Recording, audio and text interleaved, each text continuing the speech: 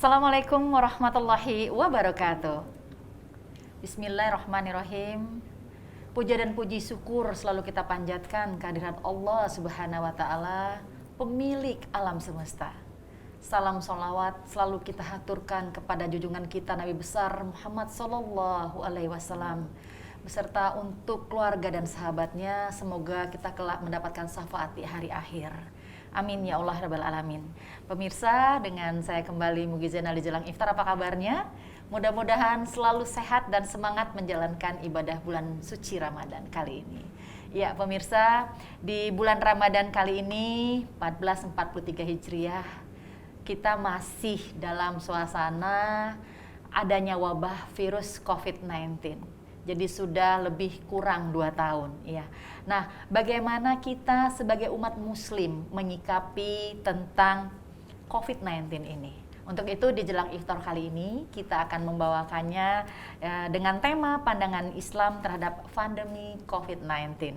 Dan Masya Allah nih pemirsa, saya sudah didampingi oleh seorang dokter juga.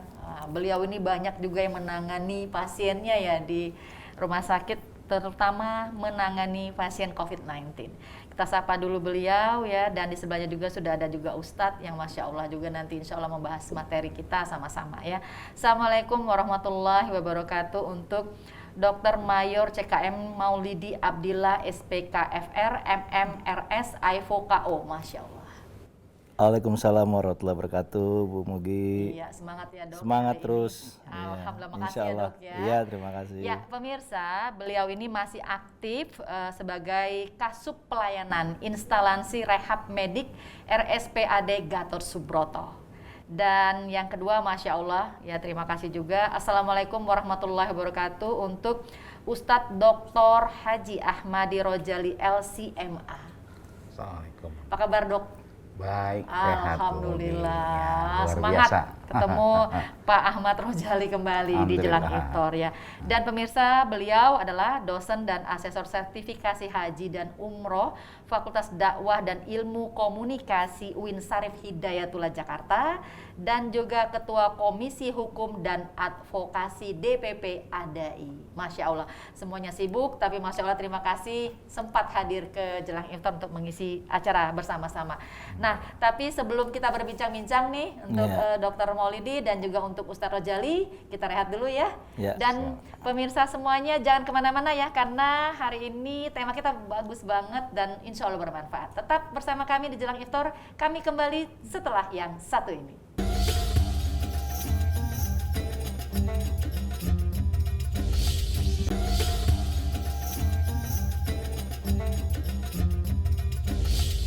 Pandangan Islam bagaimana terhadap pandemi COVID-19? Ya, kita bahas di Jelang Iftar pemirsa. Untuk yang pertama saya mau diskusi dulu sama Dr. Maulidi nih. Ya. Dok kan udah banyak yang nanganin pasien ya di rumah sakit. Ya. Tapi kita ingin tahu dulu nih dok, seperti apa sih dok COVID-19 ini? Ya silakan dokter. Baik Bu Mugi, terima kasih ya. Pemirsa, kita tahu bahwa COVID-19 ini udah nggak asing buat kita semua ya, sudah kurang lebih 2 tahunan lebih masyarakat dunia, masyarakat Indonesia mengalami pandemi COVID-19. Kita ketahui bahwa COVID-19 ini muncul pada awal tahun 2020, disebut dengan COVID-19 karena yang menyebabkan virusnya adalah virus corona ya, di mana ciri-cirinya itu terdapat gelang corona di bagian kepala dari virus tersebut. Yang menjadi masalahnya adalah pada saat itu kesiapsiagaan daripada semua kita terkaget pada saat mengalami corona itu sendiri ya. Jadi semua masyarakat, baik itu kalangan muda, kalangan tua, semua pada saat terkena positif corona panik. Jadi kepanikan inilah yang pada saat itu awal-awal kami menangani itu membuat suasana menjadi hiruk pikuk di rumah sakit dan semua manajemen rumah sakit terganggu. Nah, seiring dengan proses kegawat daruratan COVID-19 ini, alhamdulillah ya pemerintah dengan segala upayanya, baik dari BNPB, baik dari manajemen rumah sakit itu dengan sigap menyikapi perjalanan perkembangan penyakit ini. Secara klinis, penyakit ini sebenarnya awalnya diduga adalah satu penyakit yang airborne ya, melalui udara. Ternyata dalam perjalanannya melalui droplet atau percikan. Makanya kita tetap harus menggunakan face shield dan sebagainya untuk mencegah penularannya pada saat itu. Nah, dampaknya ke tubuh kita setelah kita terkena itu langsung mengalami demam, batuk pilek.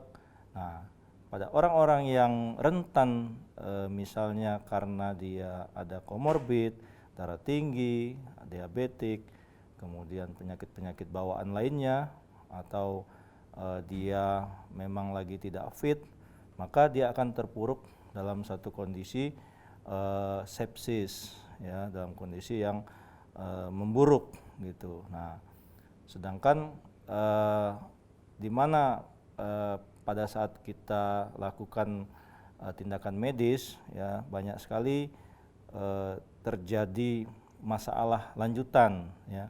Bahkan dalam proses perjalanannya penyakit ini menjadi bergejala sisa yang disebut dengan long COVID, penyakit COVID yang memanjang. Nah, dampaknya kita rasakan banyak pasien-pasien yang tidak bisa beraktivitas secara normal kembali, Bu Mugi. Nah, ini sampai dengan sekarang ternyata si COVID pun tidak mau ngalah dia, Bu Mugi. Dia bermutasi dari mulai varian Alpha, naik dari varian Delta, sekarang kita Omikron, konon katanya ada lagi varian baru lagi kan, Delta Omikron. Allahualam ya, ini sangat luar biasa ya. Tapi secara epidemiologis ya, sekarang ini sampai dengan terakhir yang paling puncak tuh Delta, Bu Mugi. Itu luar biasa, itu banyak sekali korban di sini dan kesimpang siuran informasi pun sangat luar biasa pada saat itu. Tapi alhamdulillah dari Kementerian Kesehatan juga sudah mulai mengkerucutkan masalah ini dan mudah-mudahan ke depan pandemi ini menjadi endemi ya. Kalau endemi dia ya sudah ada nggak apa-apa kan gitu. Kalau istilahnya seperti penyakit kebiasaan seperti umumnya kita ya? influenza biasa gitu kan. Nah, ya, tapi yang harus kita sikapi mungkin nanti ya ke depan perlu tanya sama Pak Ustadz ya. Ya, istilahnya tuh seperti apa sih sebenarnya kita harus sikapin nih, karena kalau menurut kami kebetulan saya praktisi rehabilitasi medik. Jadi kami masih mengawal pasien-pasien dengan pasca COVID. Pasca COVID ternyata ada dampak-dampak yang kelemahan dari sisi otot, kemudian pernapasan, sehingga dia untuk beraktivitas masih ada efeknya itu ya, efeknya dok, itu yang paling penting. Nah, untuk di-maintain kita dan pengobatan terus, kita harus mencegah terjadinya dampak-dampak itu, dan kalau bisa ya jangan kena. Nah, alhamdulillah kan sudah pada vaksin ya, booster dan sebagainya. Ini juga tidak boleh kita anggap sepele ya, karena ternyata beberapa kasus setelah divaksin dia kena ya paling beberapa hari sudah kembali negatif dan tidak ada gejala-gejala yang signifikan seperti dulu. Jadi memang kita berharap dengan sigapnya pemerintah, kemudian dengan sadar dirinya kita sebagai masyarakat berbangsa, kita juga tahu peraturan. Jadi insya Allah Indonesia bisa, Indonesia menang dengan COVID. Itu sementara, Bu Mugi. Ya, yang pasti juga kita jangan lengah untuk tetap menjaga prokes ya, Dok ya, itu juga. Jadi berdoa dan berusaha. Nah, kalau untuk Ustadz Rojali sendiri sebagai umat Islam nih, ya, bagaimana cara kita menghadapi COVID-19 ini, Ustadz? Ya, silakan Ustadz. Ya, terima kasih, Bu Mugi. Bismillah walhamdulillah. Indonesia bisa, Indonesia menang. Ya. Itulah yang selalu diingatkan Rasul kepada umatnya, bahwa ajaban lil mu'min, orang-orang yang beriman itu luar biasa, punya benteng, punya kekuatan psikologis yang kuat sebetulnya. Mana faktanya? In asabathum sarra syakar wa in asabathum darra sabar. Kalau dia mendapatkan sesuatu kebaikan, kenikmatan, kenyamanan, maka dia akan syakar, bersyukur. Sebaliknya, ketika in asabathum dharra, ketika mendapatkan sesuatu yang tidak nyaman, harus isolasi mandiri, sudah negatif positif lagi, ya kan? Bahkan sudah dinyatakan negatif tapi otot-ototnya kendor dan seterusnya, maka sabar. Sabar adalah jawabannya. Maka di sini untuk memenangkan proses kita berkehidupan berdampingan dengan COVID-19, agama sebetulnya mendampingkan itu pada sikap kita. Ketika kita sedang sehat luar biasa, ayo syakar, bersyukur, berbagi, memberikan pencerahan, mengajak untuk kepada kebaikan, tidak kembali kepada kelengahan. Tadi Pak Dokter Maulidi sudah ajak kita pakai face shield. Pakailah kalau punya, kecuali nggak punya. Di sini artinya kita mengembalikan, tetap jaga jarak, betul, gitu. jaga jarak, ya kan. Yeah. Artinya di sinilah kemudian bentuk syukur kita, mengimplementasi nilai-nilai agama dalam kehidupan, maka secara langsung dan tidak langsung COVID-19 juga akan personal distancing dengan kita. Di luar itu, ketika kita memang menjadi satu korban misalnya, sudah sangat menjaga tapi mohon maaf terkena juga, maka sabar. Bersabar adalah kuncinya. Bahwa Rasul kemudian mengajarkan sabar, kenapa? Karena banyak sekali manfaat dari kesabaran itu. Di antaranya mental tadi. Yeah. Ketika seseorang kemudian sudah menjaga dirinya tapi kemudian masih terkena, maka kesabaran itu membuahkan satu kenikmatan tersendiri, bahwa Allah sedang tidak melakukan sesuatu yang tidak baik, tapi Allah sedang memperhatikan kita, tapi Allah sedang maintenance kepada kita untuk kita lebih kuat, kita lebih care, untuk kita lebih memperhatikan diri kita dan sekelilingnya. Inilah fungsinya, bahwa sekali lagi untuk kita menang, untuk kita menjadikan diri kita menang dari aktivitas COVID-19 ini, maka dua hal ini harus kita jalan bergandengan, ya, antara syukur, ya, dalam keadaan kita nyaman, ya, sehat, maka tebarkanlah kesehatan, kenyamanan itu seoptimal mungkin mumpung masih ada umur di tubuh kita. Amin. Amin. Ya, pada intinya kita tetap berhusnuzon positif ya, Iya, kepada betul. Allah Subhanahu wa taala juga ya. Betul. Ustadz ya. Ya. Dan pemirsa jangan kemana-mana, perbincangan kita mengenai pandangan Islam terhadap pandemi COVID-19 akan kembali tentunya setelah yang satu ini.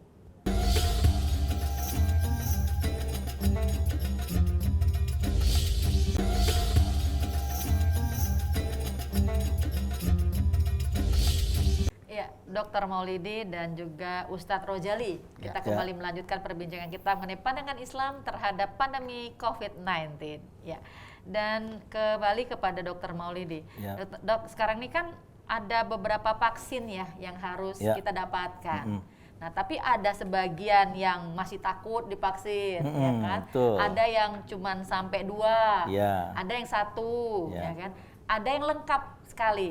Nah, bagaimana? Apakah kalau sudah divaksin ini, Dok, menjamin kita nggak terkena COVID-19 ini? Ya? Silakan, Dokter Maulidi. Luar biasa pertanyaannya ya. Saya bicara fakta saja ya. Artinya segala upaya usaha yang sudah disebutkan oleh pemerintah untuk memberikan herd immunity itu sudah terlaksana. Iya, betul.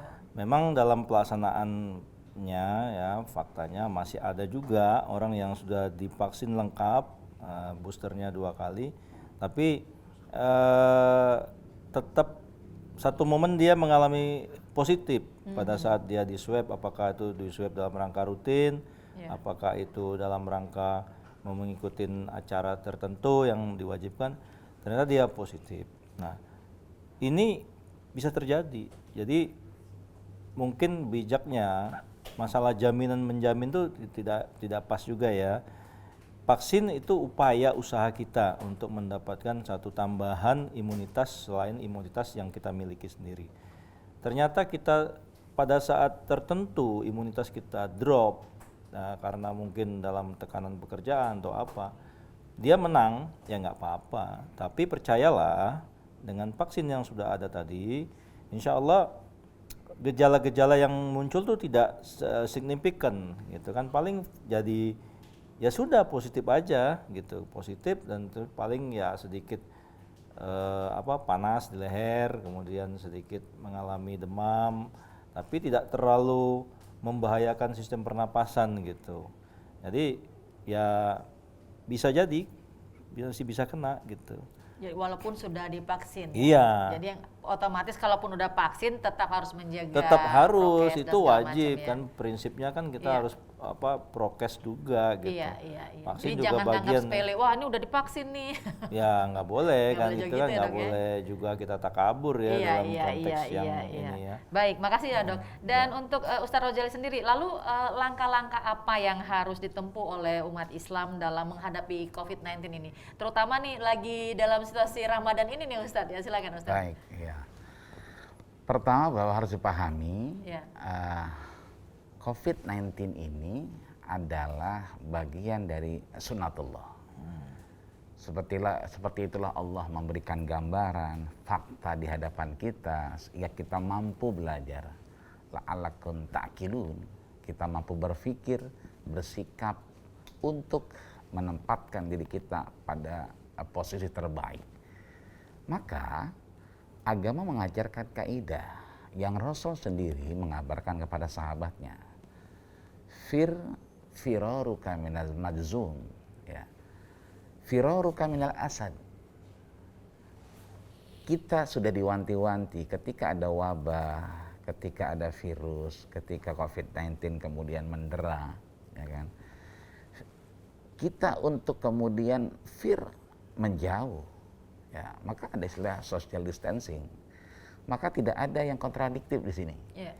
Antara prokes yang pemerintah mendengungkan itu, mengulangi kepada masyarakat untuk tetap prokes, dalam konteks beragama itu sudah diajarkan juga. Jadi tidak ada yang kontradiktif. Secara implisit bahwa pemerintah mendorong itu, agama pun mengajarkan itu. Maka menjauhlah kita ketika kita tahu ada virus di situ. Ya, maka kita mengenal ya ada yang namanya kita isolasi agar kemudian kita teridentifikasi, tidak menjadikan orang lain tidak baik. Pun kita yang merasa mungkin tidak baik, tidak menjadikan orang lain menjadi seperti kita. Iya, betul. Maka firaruka minal asad. Kita menempatkan diri kita untuk menjauh. Laksana kita melihat asad, ya, harimau, singa yang ingin menerkam kita, maka disitulah kita sedang menyelamatkan diri kita dan menyelamatkan orang lain sesungguhnya. Maka sekali lagi prokes, ya kan, dan konteks-konteks tertentu yang sudah dicanangkan pemerintah ini sejalan dengan apa yang diajarkan agama. Terlebih mohon maaf lahir batin, Ramadan yang identik dengan kebersihan, Betul. identik kesucian.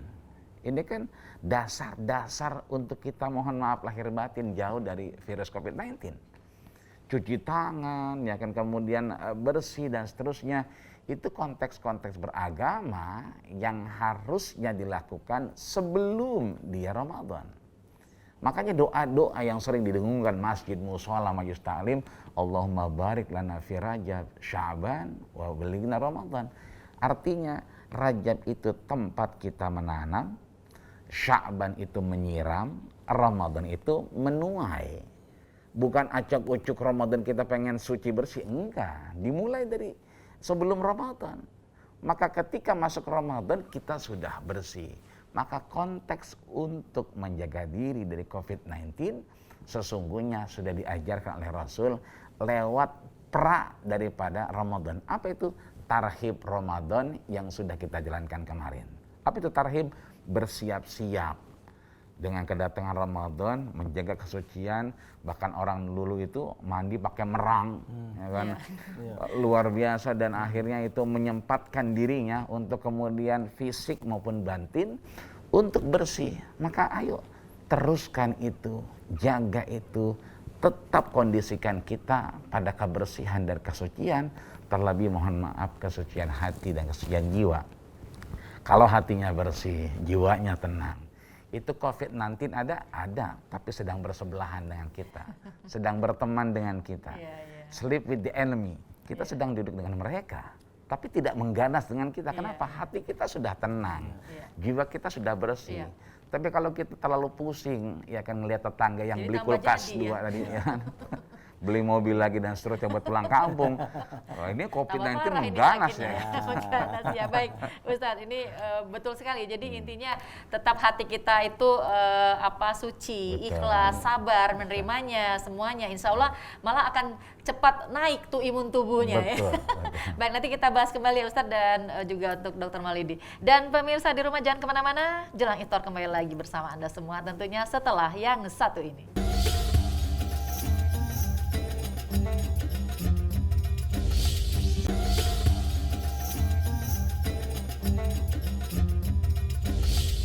Ya, pemirsa, kembali kita di Jelang Iftar dengan tema kita, Masya Allah, pandangan Islam terhadap pandemi COVID-19. Ya, melanjutkan tadi dari diskusi bersama Ustadz Rojali ya, bahwa kalau kita sudah kena, ditambah pikiran banyak, mana perekonomian lagi sulit, waduh, udah kejepit tambah kejepit lagi nih. Bagaimana nih Dr. Maulidi? Katanya kalau kita sudah terkena COVID itu, kalau stresnya kita tuh itu membuat kondisi kita malah tambah jadi nih, tambah parah. Itu betul bagaimana sekali. menanggapi itu? Jadi memang kepanikan setelah kita sebenarnya diagnosa COVID secara pasti itu kan dengan pemeriksaan PCR pada saat itu ya. Setelah dinyatakan positif PCR, maka beberapa dari pasien itu mengalami kecemasan.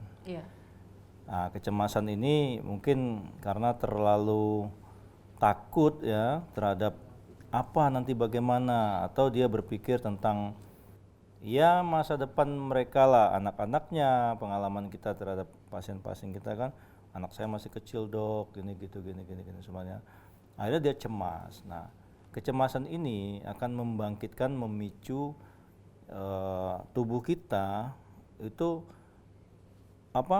kayak kejar-kejaran metabolik itu, sehingga jantung juga menjadi terdampak yang signifikan ya. Harusnya dia degupnya tuh normal ya. Dia akhirnya cepat. Nah, kita tahu bahwa jantung itu ibaratnya kan sebagai distributor, dia pembagi makanan. Akhirnya dia tidak normal membagi-bagi makanan ke tubuh kita, sehingga dampaknya ke jaringan organ tubuh kita menjadi suplai makanan sedikit.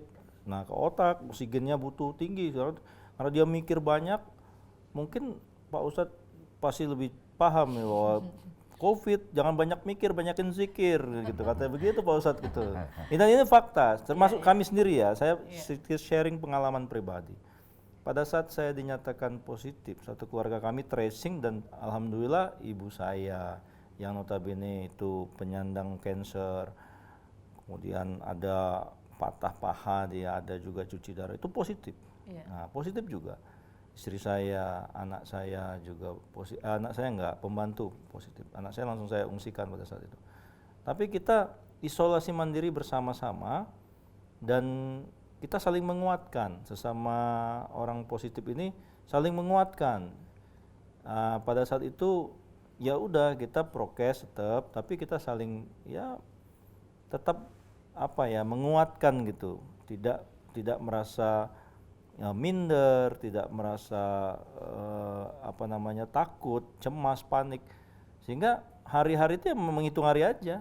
Alhamdulillah tidak ada gejala yang bermakna, sampai malahan ya saya sendiri alhamdulillah ya bisa melaksanakan aktivitas single bike ya, ambil sepeda saya keluar dan sebagainya, happy, dan tidak terlalu buat saya pribadi COVID itu saya anggap vaksin aja, divaksin langsung oleh COVID gitu ya. Saya anggap begitu. Pada saat itu belum ada vaksinan Bu Mugi ya. Di situ masih ya udah terpapar, dan alhamdulillah saya negatif 1 bulan. Walaupun istilah di medis itu namanya cycling threshold, itu menentukan berapa tingkatnya kan. Saya tuh 39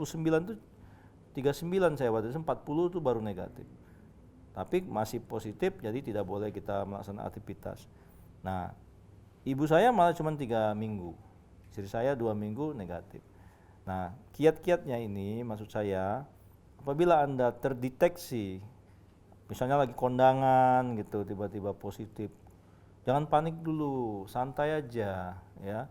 Santai aja, berusahalah untuk tenang ya. Ya. Ya tuh, tapi tetap prosedur, tetap kabarin, tetap menghubungi keluarga kita. Jadi intinya jangan panik, Bu Mugi. Ya. Jangan panik ya, gitu Ya, aja. pasti dalam Iya. segala hal itu harus tenang Iya. dan tetap berusaha. Iya.